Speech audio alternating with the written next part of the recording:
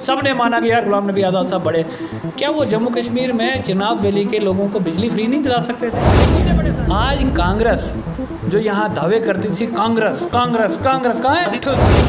नई पार्टी का ऐलान हुआ, इसमें गलत क्या लग रहा है आपको? क्या आखिरकार, क्योंकि आप नेशनल कॉन्फ्रेंस के लीडर हैं और आपने देखा तारीफ यहाँ से भी हुई और तारीफ वहाँ से भी हुई, आपको क्या दिक्कत हो रही है? हम 50 साल की सियासी ज़िंदगी हो और अहम सतूनों पर बैठा हो, मैं ये मानता हूँ कि जिस हिसाब से लोगों ने कहा कि आज़ाद साहब बहुत बड़े लीडर हैं, मैं भी मानता हूँ लीडर बहुत बड़े थे, क्योंकि दिल्ली में बैठे हुए थे। दिल्ली में बैठना आम आदमी का काम तो नहीं, आप या मैं तो नहीं बैठ सकते। उस किस्म का कायदा अगर उनके पास था तो वो कर सकते थे। बदकिस्मती है कि कर नहीं पाए, लेकिन अगर वो चाहते हो सकता था।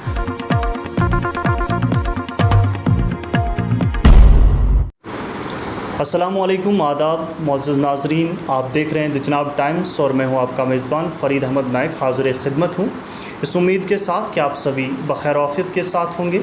और इस वक्त ज़िला सदर मुकाम डोडा में मौजूद हूं। आज हमारे साथ बातचीत करने के लिए ख़ास मेहमान हैं, बिलख़ुसूस इनसे बात करेंगे, लेकिन गुफ्तगू शनीद की शुरुआत करने से पहले मैं आपको बता दूँ कि बातचीत होगी ग़ुलाम नबी आज़ाद के हवाले से। कल जो रैली जम्मू में निकली जिसमें हज़ारों लोगों ने शिरकत की, वहाँ पे उस रैली का करने का मकसद क्या था?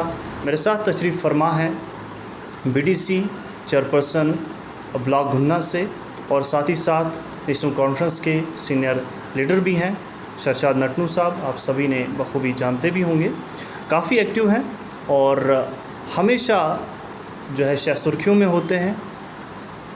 इनसे हम बातचीत करेंगे। सर, सबसे पहले आपका खैर मकदम। जी, आपका बहुत बहुत शुक्रिया। सर, जिस तरीके से कल आपने देखा कि आज़ाद साहब ने एक बड़ी रैली जो है जम्मू में की, जिसमें उन्होंने कहा कि रियासत के दर्जे की बहाली और साथ ही साथ नौजवानों के लिए रोज़गार, और भी उन्होंने कहा कि ज़मीन जो हमारी है इसका तहफ़्फ़ुज़ हमारे एजेंडे में है, तो इसमें क्या गलत लगता है?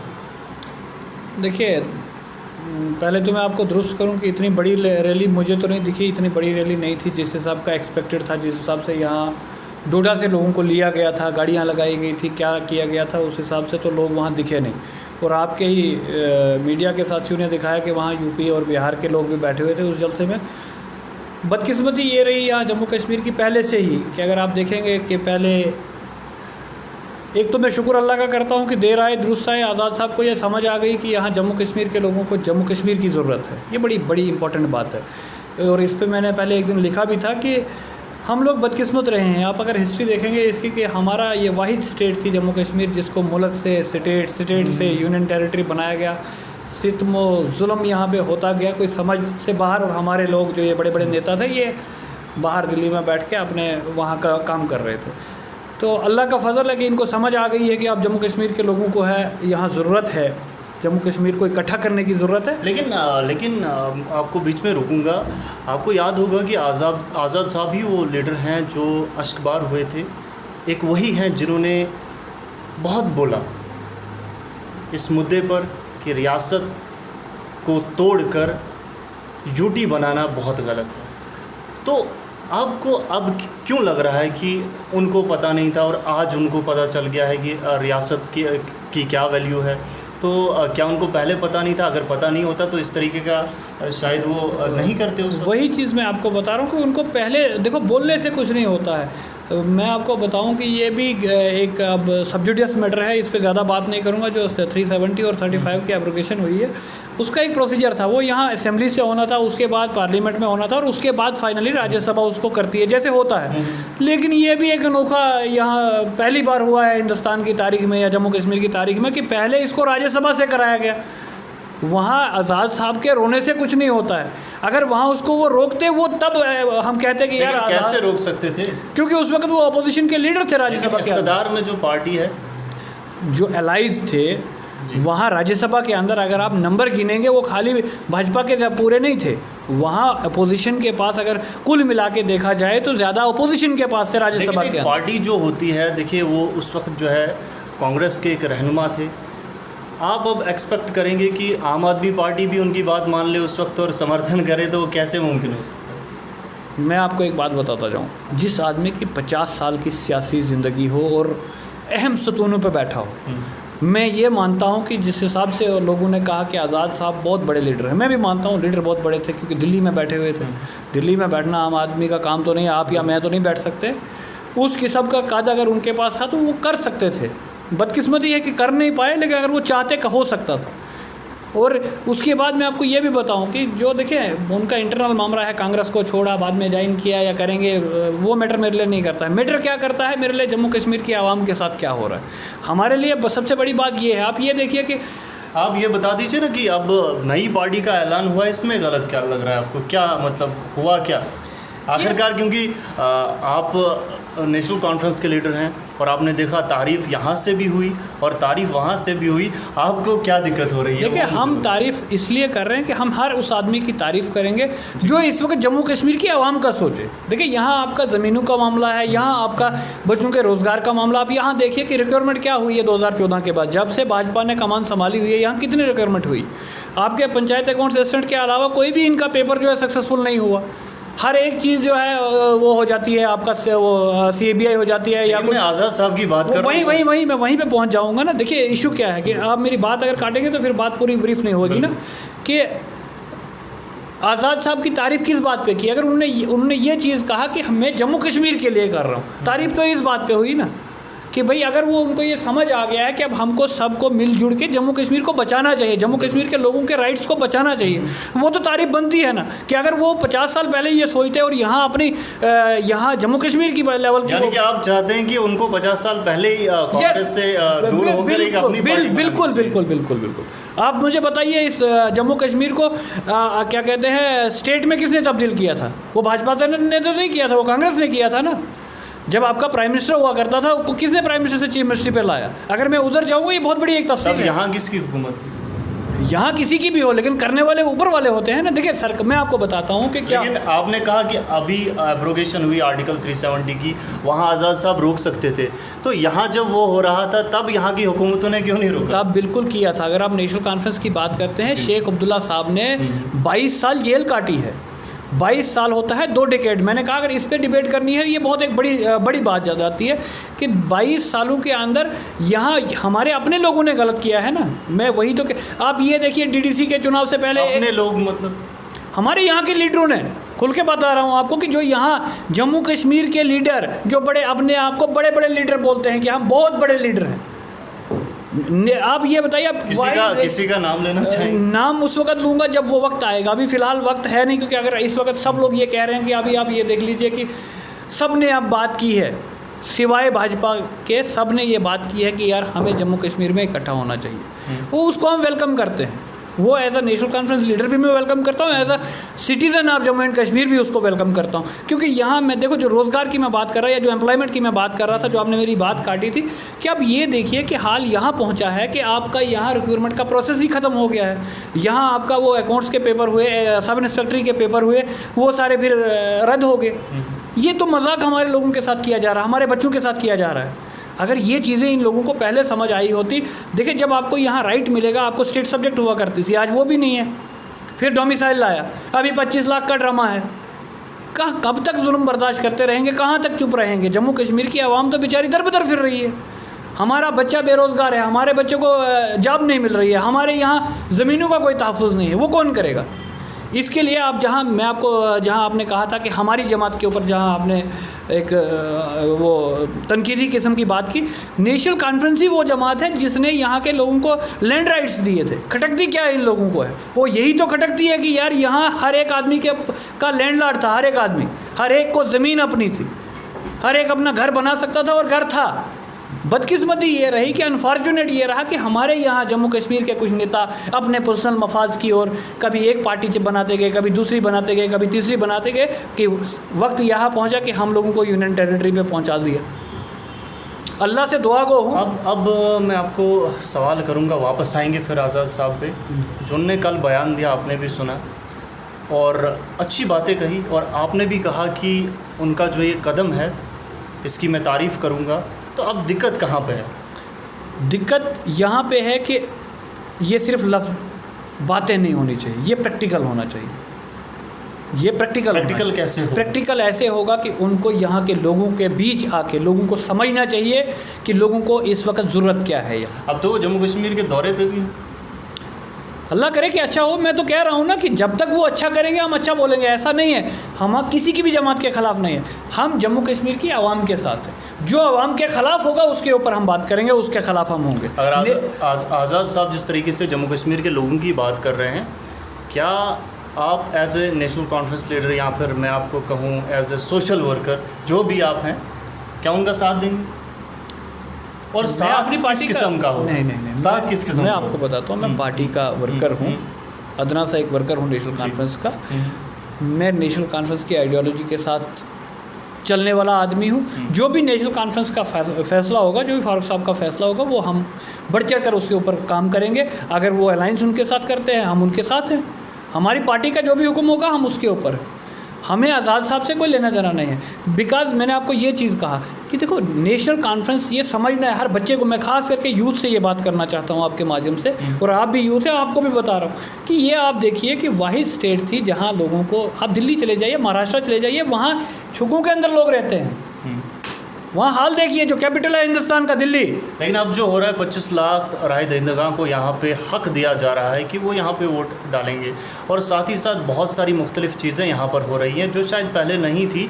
इन हालात को बदलने के दावे हो रहे हैं, चाहे वो नेशनल कॉन्फ्रेंस हो या फिर बाकी सियासी पार्टियाँ, हर एक दावा करती है, लेकिन वादे वफा नहीं हुए। लोगों के साथ आज भी वही खिलवाड़ हो रहा है। तो क्या बताएंगे आप इस पर, किस तरीके से आप ये तब्दीली लाएंगे? मैं पहले वाली बात कंप्लीट कर लूँ। देखिए, दिल्ली के अंदर जो कैपिटल है हिंदुस्तान का, वहाँ छुगों में लोग रहते हैं जी। वहाँ लोगों के पास ज़मीनें नहीं हैं। मुंबई चले जाएं, फुटपाथों पे लोग सोते हैं, वहाँ पे माएँ बहनें जो है जन्म देती हैं बच्चे को। यहाँ जम्मू कश्मीर दुनिया की वाहिद एक ऐसी स्टेट थी कि हर एक आदमी लैंडलॉर्ड था। वो किसकी देन थी? वो नेशनल कॉन्फ्रेंस की देन थी, वो मरहूम शेख मोहम्मद अब्दुल्ला साहब की देन थी। ये चीज़ें लोगों को देखनी चाहिए। उसके बाद अगर यहाँ रोज़गार का एक तूफ़ान आया, वो कैसे आया? जिस वक्त यहाँ RRT स्कीम जनाब डॉक्टर फारूक अब्दुल्ला साहब ने लॉन्च किया, अगर आपको याद हो, जिस वक्त वो चीफ मिनिस्टर थे यहाँ पे, गालबन उनके साथ कोई अलाइंस में पार्टी थी, लेकिन उस वक्त यहाँ रहबर तालीम के ज़रिए से देखिए, आप हमारे ब्लॉक की अगर बात की जाए या हमारे डिस्ट्रिक्ट की बात की जाए, कितने उस्ताद लगे हुए हैं, कितने घरों का रोज़गार चलता है। ये सारी चीज़ें इन लोगों को हज़म नहीं हुई दिल्ली में बैठ के कि यार जम्मू कश्मीर का आदमी खुशहाल है। आज जम्मू में देखिए ना, जो जम्मू वाले पहले डोगरे जो थे, वो ये चाहते थे नहीं यार भाजपा भाजपा भाजपा। आज कहाँ है? ठुस हो गया है। ये भाजपा इलेक्शन तो करा ही, इनको पता चल जाएगा कि भाई हम किस पानी में। इलेक्शन से क्यों डर रहे हैं? 2018 से अभी तक कोई इलेक्शन ही नहीं असेंबली का करवा रहे। मसला ये है कि और क्या है, पता है इनको कि हमारी किससे डर रही है? आवाम से। जम्मू कश्मीर की आवाम जागरूक है, समझदार आवाम है, उनको समझ आ गई है। खास करके जम्मू के वासियों को मैं सलाम पेश करता हूं आपके चैनल के माध्यम से कि उनको ये समझ आ गई है कि इस जमात ने सिर्फ झूठ पे झूठ, फरेब पे फरेब बोला। पहले बोला जब अपना मोदी जी ने क्या कहते हैं इलेक्शन लड़ना था, जीतना था, बोला जी 15 लाख रुपया हर गरीब के उस खाते में डाल देंगे। आए आपके खाते में? आए? आप ही तो गरीब हो। आए आपके खाते में? नहीं आए ना। किसी वासी को 15 लाख नहीं मिला। मिला क्या? झूठ। हिंदू मुस्लिम मस्जिद मंदिर ये वो, सिर्फ ड्रामा। जिस तरीके से आपने कहा कि मोदी जी ने कहा कि 15 लाख आएंगे, किसी के अकाउंट में नहीं आए, लेकिन ऐसे बहुत सारे वादे दूसरी भी पार्टियां करती हैं जो शायद पूरे नहीं होते हैं। आपने RDs की बात की और हालात आपने देखी, उसके बाद स्टार्टिंग में जो लगे, उसके बाद खैर वो भी एक मौजूद बहस है। तो हर जगह कहीं ना कहीं कमी रह जाती है। तो आपको क्या लगता है कि वाहिद नेशनल कॉन्फ्रेंस ऐसी जमात है जम्मू कश्मीर में, कोई दूसरी जमात ऐसी नहीं है? सिर्फ आप नेशनल कॉन्फ्रेंस को क्यों प्रेफरेंस दे रहे हैं? मतलब हर जो भी सही होगा यही जमात करेगी। बिल्कुल, मैं आपको उसमें बताता हूँ ना।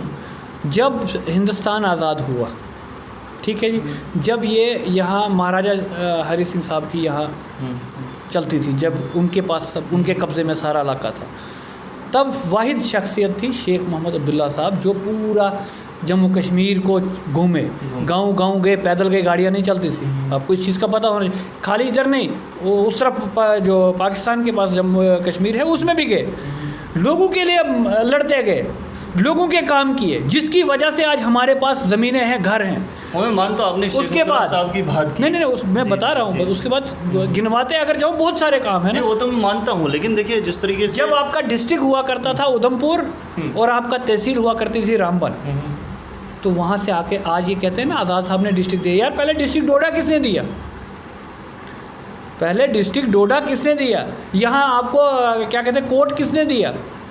ये सारे सहूलियात लोगों को तो नेशनल कॉन्फ्रेंस ने दिए ना। फिर जब उनकी सरकार ही चले गए, फिर जब बेचारे सरकार से दूर हो गए, वो कहाँ से करते? ये सारे मामला समझने। और आपका सवाल जो था, आप ये कह रहे थे मुझे 25 लाख वाला मामला, इसके ऊपर हम इसके खिलाफ़ है। हमने इसके हर जगह हर फोरम पे जो है इसके खिलाफ़ है, क्योंकि देखिए ये भी इकलौता टेस्ट जो लेबॉर्ट्री जो है ये जम्मू कश्मीर में टेस्टिंग हो रही है।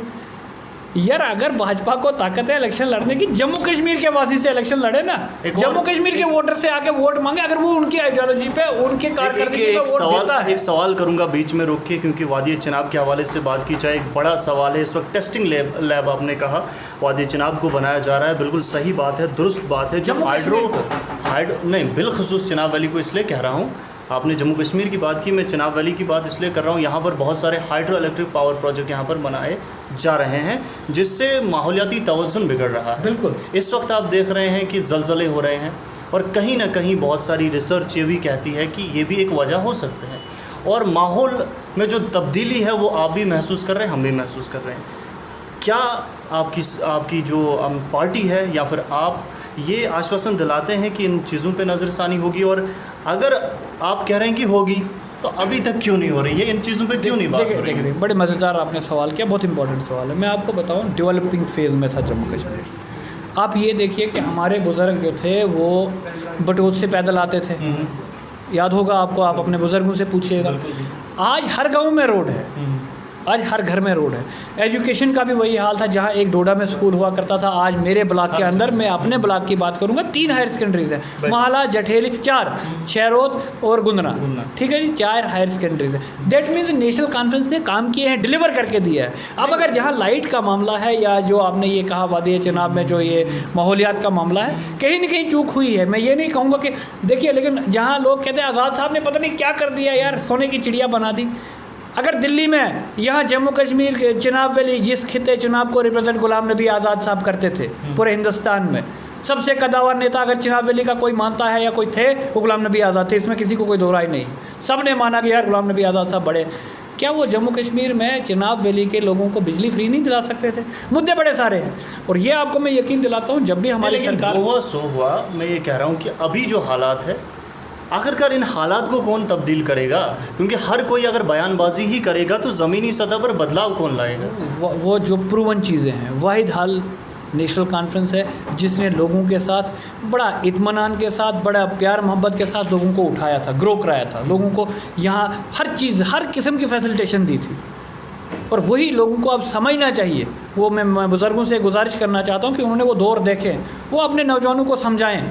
अगर हर एक, और ख़ास करके यूथ के लिए आपके माध्यम से एक मैसेज पहले भी बता रहा था कि मेहरबानी करके मैं आपको हाथ जोड़ के गुजारिश करना चाहता हूँ कि खुदारा इसकी हिस्ट्री को पढ़ें, बयानबाजी पे मत जाएं। अगर सरशाद भी गलत कह सकता है, कोई और भी कह सकता है, लेकिन आप हिस्ट्री को कम से कम पढ़ें, देखें कि यार अगर ये कहा जाए, आप कह रहे हैं कि माजी को देखकर हाल का फैसला बिल्कुल हो सकता है। वक्त आपने देखिए, वक्त यहाँ पहुँचा है। ये तो है ना कि मान लीजिए आप एक सही इंसान है, आपकी जो आगे जनरेशन होगी वो उनमें तो तब्दीली आएगी, फिर आपको देखकर हम उन पे कैसे भरोसा कर सकते? फिर अल्लाह ही हाफिज़ है।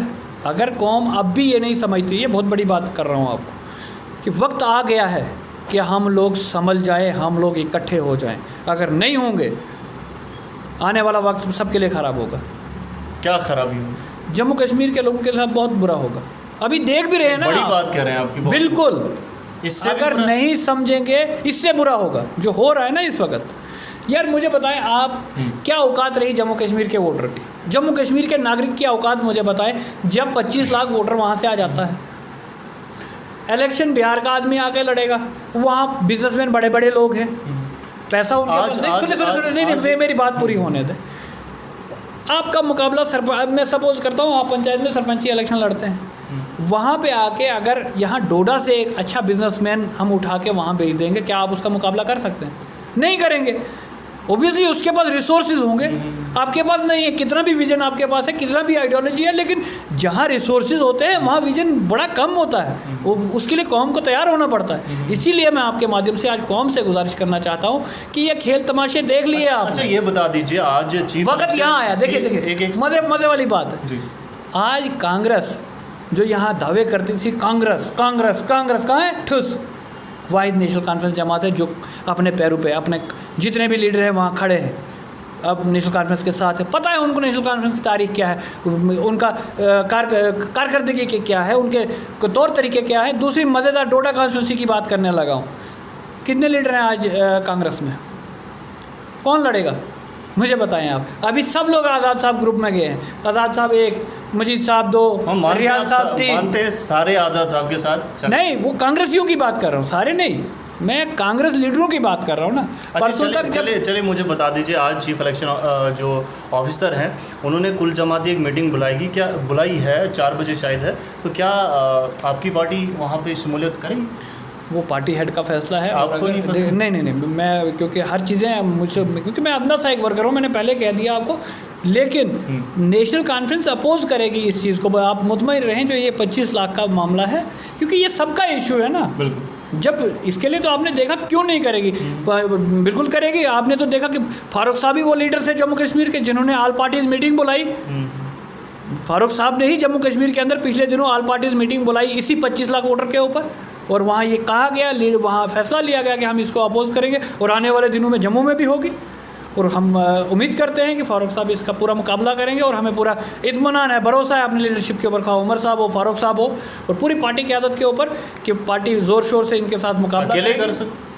पूरी पार्टी करेगी, पूरे लोग करेंगे। लोगों को देखो, क्या आपको साथ नहीं चाहिए इसमें? क्योंकि अकेली पार्टी का बस नहीं, अगर होता तो बहुत सारी जनाब हमने तो सबको बुला लिया ना। किसको नहीं बुलाया मुझे ये बताएं? ऑल पार्टीज मीटिंग में तो सबको बुला लिया ना। आपने ही कहा आज़ाद साहब की तारीफ तो इसीलिए की कि भाई हमारे साथ जुड़ जाओ, आ जाओ। मैंने तो वो पोस्ट भी किया, अगर आपने पढ़ा हो, कि भाई आके चुपचाप ज्वाइन कर लो इधर नेशनल कॉन्फ्रेंस को।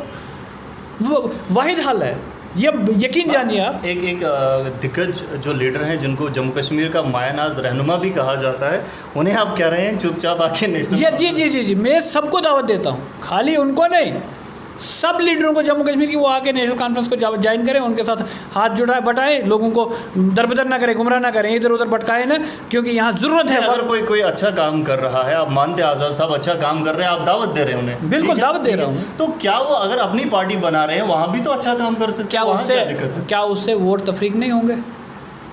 मुझे बताइए आप। मैं भी अच्छा काम कर रहा हूँ, इसका क्या मतलब है कि मैं कल पार्टी लॉन्च कर दूँ? नहीं, वो तो हर किसको पड़ता है, लोग तो फैसला करेंगे ना। कोई अच्छा नहीं, मैं आपको समझाता हूँ ये चीज़। 2 चीज़ें होती हैं बड़ी इंपॉर्टेंट। कोई भी लीडर हो ना, वो 10 आदमियों के साथ तो अच्छा करेगा ना। अगर 20 के साथ गलत करेगा, मैं सपोज एग्जांपल दे रहा हूँ, 10 तो उसके लॉयलिस्ट बन जाएंगे ना, फिर वोटर भी डिस्टर्ब हो जाता है। अब मैं ये नहीं कह सकता हूँ कि देखो, मैंने पहले ही आपको एक चीज़ कही कि हर एक आदमी, हर एक इंसान जो है, मैं हूँ, मुमकिन है मैंने भी 10 आदमियों को अच्छा किया होगा, 10 के साथ बुरा भी हुआ होगा, लेकिन वो 10 तो मेरे साथ है ना।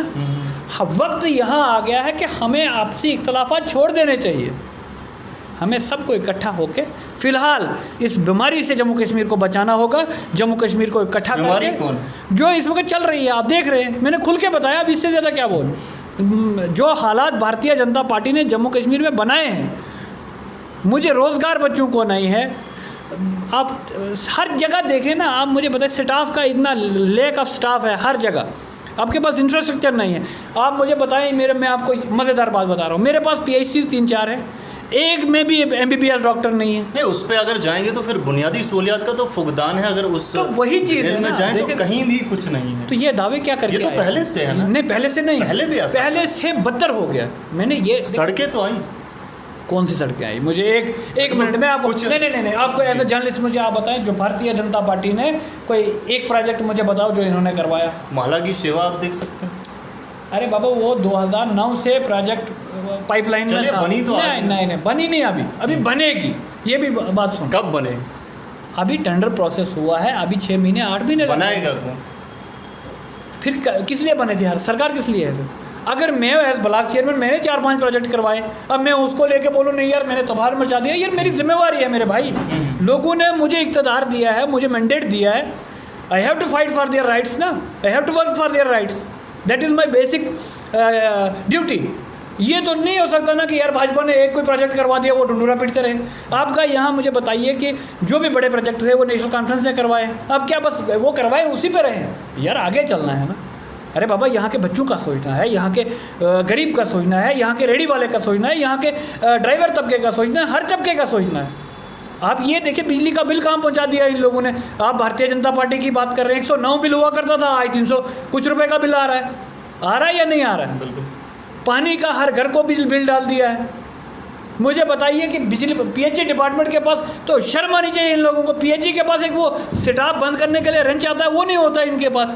कहाँ, क्या भारतीय जनता पार्टी यार, खोखले बातें, खोखले वादे, इनसे कुछ नहीं होता है। यहाँ काम प्रैक्टिकल ग्राउंड पे होना चाहिए। तभी तो आप देखें ना, अगर इन्होंने किया होता कुछ, डीडीसी के चुनाव हुए, कितने सीटें इन्होंने जीती? ऑस्ट्रेलिया स्टेट की बात कर रहा हूँ। बीडीसी का चुनाव हुआ, कितने जीते? तब भी बाकी पार्टीज ने बाइकाट कर दिया था। ये डर रहे हैं, ये इलेक्शन, मैं इनको बता रहा हूँ, आए इलेक्शन कराएं, और हम इनसे गुजारिश भी करते हैं, यही जीते हैं। आखिरी सवाल मेरा रहेगा आपसे, क्योंकि बुनियादी सहूलियात पे आप आ गए हैं, तो बहुत सारी चीज़ें हैं, इन पे अगर बहस चलती रहे तो काफ़ी लंबी हो सकती है। मैं वापस आऊँगा, आपसे यही पूछूँगा कि अगर आपकी हुकूमत बनती है, इक़्तिदार में आते हैं, तो क्या बदलाव होगा और कितना जल्द होगा? ये तमाम चीज़ें कितने वक्त में बदलेंगी? इंशाल्लाह बनेगी। अगर नहीं, मैं आपको बताता हूँ कि इंशाल्लाह सरकार बनेगी अगर फ्री एंड फेयर इलेक्शन से करवाते हैं। नंबर यार, फ्री एंड फेयर मतलब फ्री एंड फेयर जिस हिसाब से होते हैं, जैसे यहाँ के लोगों को राइट होता है, अगर 25 लाख बाहर से आ जाता है। मुझे बताइए ना, इस पर आपने बात नहीं करनी थी मुझे, कि यार मैं यहाँ से जाऊँगा यूपी में, नहीं, वो तो ये डंडे की जोर पे नहीं होता है ना बाबा। जमहूरियत के अंदर जमहूरी तरीके से होता है। आप आएँ, इलेक्शन करवाएं, आपकी पार्टी जीत के आए, हुकूमत करें, हम आपको क्रिटिसाइज़ करेंगे जहाँ आप गलत करेंगे, ठीक है ना? कल हमारी हुकूमत बनती है, जहाँ हम गलत करेंगे क्रिटिसाइज़ करो, या किसी और जमात की बनती है, भाई गलत करेंगे क्रिटिसाइज़ करेंगे। ये होता है ना डेमोक्रेसी के अंदर, जमहूरियत के अंदर ये होता है। ऐसा तो नहीं होता ना कि भाई आप डंडा लेके चलते पड़े, अगर तू कुछ बोलेगा तो ले, ये नहीं कहीं होता, ये तो मजाक चल रहा है। इसलिए मैं आपको बता रहा हूँ कि आज आपके माध्यम से फिर लोगों को कहता हूँ कि खास करके अपने डोडा कॉन्स्टिट्यूंसी के आवाम को वो आईना दिखाना चाहता हूँ। मैंने डीडीसी चुनाव में भी एक बहुत बड़ी पेशन गोई की थी वक्त से पहले कि शक्तिराज परिहार जी दोनों सीटें हार जाएंगे। वो आज भी यहाँ रिकॉर्ड चैनल पे होगा, वो देख लें लोग। आज भी इनको कह रहा हूँ कि इकट्ठा हो जाओ, बड़े बड़े बुर्ज हार जाएंगे, सब गिर जाएंगे, लेकिन लोगों को इकट्ठा होने की ज़रूरत है। और कहीं नहीं है वो कांग्रेस शांग्रेस, ये सब फ्रॉड है, ये ख़त्म हो गए। ये मैं पहले से इनको कहता था, आज वो वक्त आ गया कि आज़ाद साहब ने रिज़ाइन दिया, ठुस हो गया, डोडा कांग्रेस ख़त्म हो गई। वही जमात नेशनल कॉन्फ्रेंस है, लोगों को बढ़ चढ़ के इसके साथ आना चाहिए, जुड़ना चाहिए। कल जिसको मैंडेट होगा, जो लड़ेगा, जो जीतेगा, हमें इस वक्त, मैंने आपको कहा, अब यहाँ इलेक्शन शिनाख्त का होना है। हम लोगों को अपने आप की शिनाख्त को पहचानना ज़रूरी है। तो इन्हीं अल्फाज के साथ मैं आपका शुक्रिया अदा करता हूँ। चलिए, बहुत बहुत शुक्रिया। तो हमारे साथ बात कर रहे थे शरशाद नटनू साहब, और इनने बखूबी बताया कि किस तरीके से अगर हमारी हुकूमत आती है तो हम बदलाव लाएंगे। लेकिन खैर, ज़मीनी सतह पर बहुत सारी चीज़ों का फुकदान हमें देखने को मिलता है, लेकिन उम्मीद पर दुनिया कायम है। उम्मीद यही करेंगे कि आने वाला जो वक्त है वो हमारे लिए बेहतर साबित होगा। इसी के साथ मुझे भी दे इजाज़त। खुदा हाफिज़।